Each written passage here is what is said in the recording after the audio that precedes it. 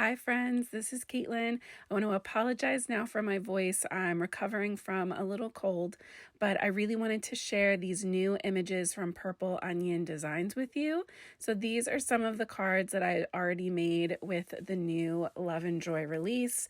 These little mice are just so stinking cute, and I had so much fun making scene cards and some other like die cut cards, but I really wanted to make a shaker card as well. So that is what we're going to be doing today. I'm going to be using the little tofu Cupid, as well as the Happy Valentine's Day sentiment, and these really fun heart sequins from This Calls for Confetti. So I'm going to start by taking a piece of red cardstock and trimming it down to be A2 size, so 5.5 by 4.25. And with the other half from that bottom section that I cut, I'm going to take this really fun sketched heart die from Pink and Main, and I'm going to cut 4 layers of this in white cardstock and 1 layer in red. So when we're done, we're going to be able to layer them all up and have 5 layers. That's what's going to be our frame to make our shaker. I also took that white cardstock and trimmed a piece down to be that smaller inner panel. I believe that was 5 inches by 3 3/4. So I'm going to go in with liquid glue and just add a little dots to all of these hearts and just stack them up so we get that nice frame. This was way easier than trying to trim foam down to be thin enough around that heart. And I like that it's nice and solid and I don't have to worry about fighting all of those curves. So I am trying to use up some of this acetate sheet that I got at Michael's. It's nice because it is a pretty good weight, a little more sturdy than the packaging that I usually use.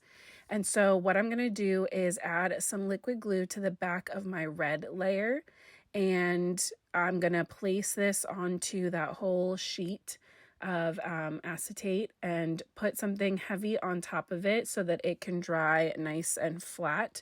That liquid glue wants to kind of shift around.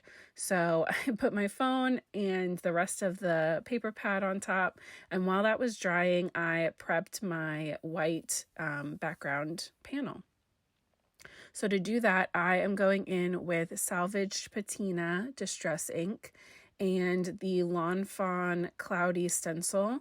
I have been using the My Favorite Things like rolling cloud stencil a lot lately, so I just wanted to change it up in case anybody needed a different cloud recommendation. The Lawn Fawn clouds are a little less dramatic and like V-shaped, which I do think is nice if you want kind of that softer, just overall softer feel. Maybe they're a little bit more multi-purpose.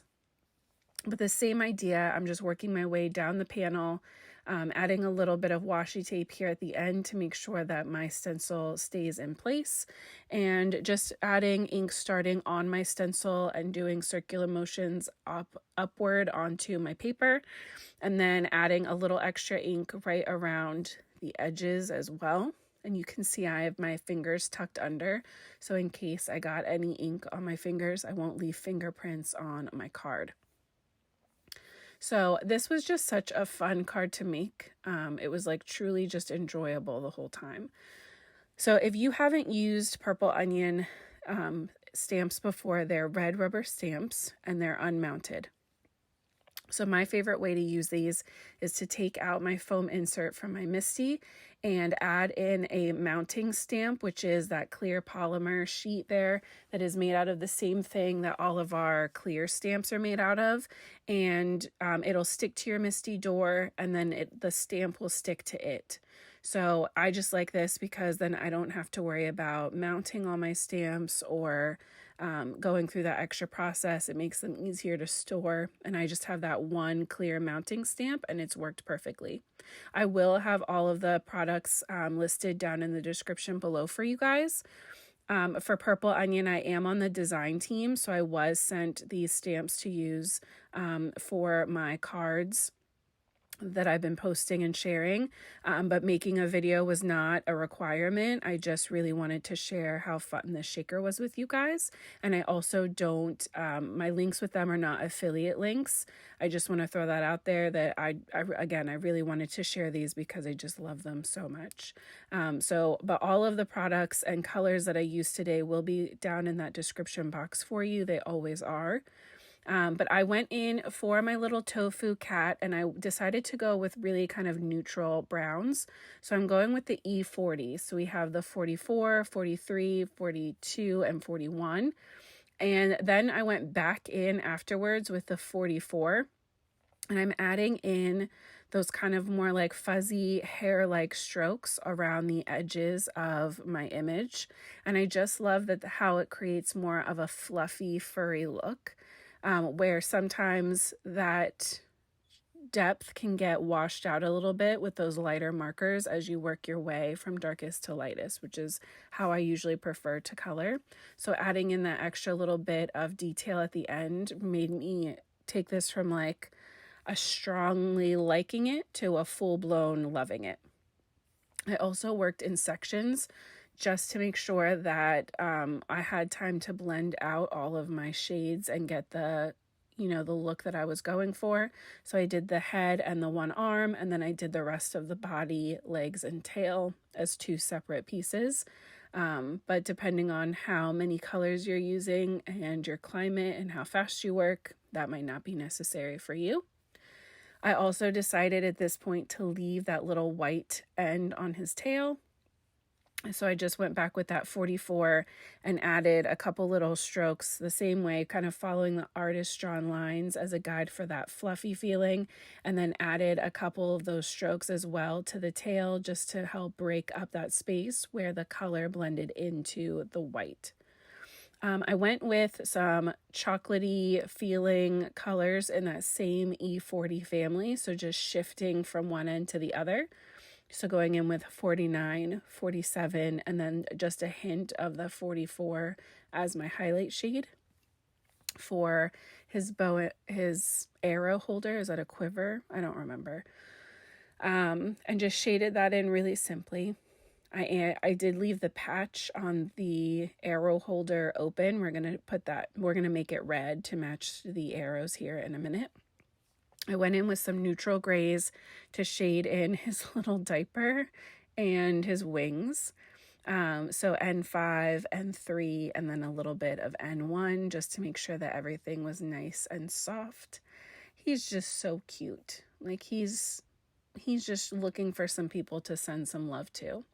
And I love that. I'm not a big Valentine's Day card maker, but this year has been really fun. There have been some releases and some images that I was able to get super excited about and have a lot of fun creating with. So that has been nice. A kind of like, I feel like I'm making like a turn and now I'm going to be a Valentine's fan. I decided that I wanted the bow and the feather part of the arrows as well as the tip of that one arrow to all be red. And then, like I said, I colored in the little patch on the bag as well as the tiny little heart on the safety pin that's like clipped to his diaper. It's so weird that he's wearing a diaper. I get that that's like a Cupid thing, but I don't understand why that's a Cupid thing. It's very strange. I guess because of cherubs. Cherubs are like little babies. I don't know. It's weird. But I added some white gel pen as well to the eyes and to the tip of that arrow. And then now that my coloring was done, I double checked my heart and it was completely dry to the clear acetate sheet. So I just fussy cut this out, holding my scissors right up against that red outline. And this was actually way easier than I thought it was going to be. I was really worried that this was going to be like, I was going to jack this up and the edges were going to be all rough, but it worked really well. So this time, to help not have to worry about everything drying and there being any liquid glue like hanging out on the sides, I added some tape runner to the top layer of the white stacked frames, and then I just popped the red layer right on top. And even when something didn't line up completely perfect, it was easy to just peel it up in that moment and shift it. So 10 out of 10 recommend that. I love this funky shaped shaker. I'm normally a like flat shaker, full panel shaker girly. But this shaped shaker is definitely winning me over a lot. I'm going to have a lot of fun with some more of these shaped things very soon, I think. So I fussy cut out my little tofu cat, and I used a stitched mini slimline stacks die to cut out my sentiment. It just happened to be the right size. So I'll leave that link down below too from Pink and Main. But I mean, I love that set for mini slimline cards, but I just think like it never occurred to me what I should use those tiniest ones for. And obviously it's perfect for sentiments. So my white sentiment strip was getting lost on the very pale clouds that I had inked. So I decided to mat it by adding it into the corner of a piece of scrap red cardstock and just trimming down the other two sides. That's my favorite way to get these teeny tiny little borders. So I lined that up at about the center and used my T-square ruler to make sure that it was nice and straight. And then I wasn't sure if I wanted my little cat off to the side. I ended up putting it in the center, but we'll get to that once we get our sequin situated. So I want to be super honest with you. These hearts got sent at some point to me from This Calls for Confetti as like a thank you bonus sequin, I think, in my order. I normally just order my own stuff. I've never like design team worked for them. They haven't sent me anything for free as like a creator. It was just like a bonus in my regular order. And I was like, I don't know when I'm ever going to use these because like I said before, I was not a Valentine's creator. And I wanted to make this shaker card so bad, and I was going through all of my sequins and I saw these hearts in there and it was like they had been sent to me on purpose. It sounds so cheesy, but I was so excited to see them because they're literally perfect for this project. So I added this sequins on there and made sure that they were generally in the right place. And then I added that liquid glue to the back of my my little shaker cover stack, whatever, and then added that directly onto my cardstock. Then I put the little kitten right in the middle of that heart. And I think it's so cute because it lets you still see all those shakers, but it keeps the image as the focus, which I just love that combination. And then I decided that I needed something extra down towards the bottom because the top part looks so special and fancy that it just seemed unbalanced. So I cut one of those very small, thin foam squares from Simon Says Stamp. I cut them in quarters and added 1/4 to the bottom section of this heart and then a little liquid glue at the top. And then I did the reverse to the other sequin that I have over there. So the foam went at the top and the liquid glue went at the bottom. So that way when I popped it onto this panel, it was nice and flat and even across, and the sequin sat flat instead of at an angle trying to bump over that double layer of cardstock. So again, I think that bringing down that little bit of shine and incorporating that down into the sentiment just really brings this all together. And then all that's left to do is pop this on a side, I prefer a side folding A2 card base.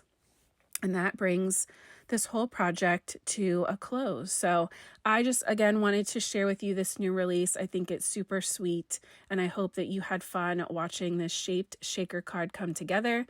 I hope that you have the most amazing week, and as always, happy crafting, guys.